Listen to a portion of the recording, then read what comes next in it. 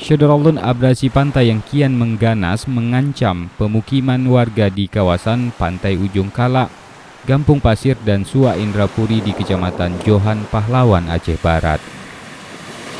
Sementara tanggul yang telah dibangun sebelumnya kini mulai hancur, bahkan sudah tak mampu lagi menahan ombak saat gelombang pasang terjadi. Sebagian rumah warga di kawasan Ujung Kalak dan sekitarnya kerap terendam, terutama saat gelombang pasang air laut terjadi. Parah adalah pada bulan Desember dan Januari kemarin, ya. Nah, ini kebetulan pada 26 Syakban 1441 Hijriah kemarin terjadi lagi pengikisan Boni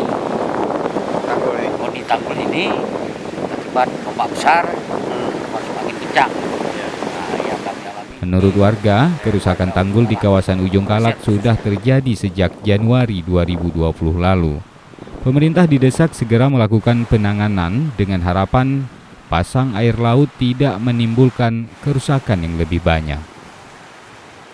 Dari Melabuh, Sa'adul Bahri, Serambi On TV.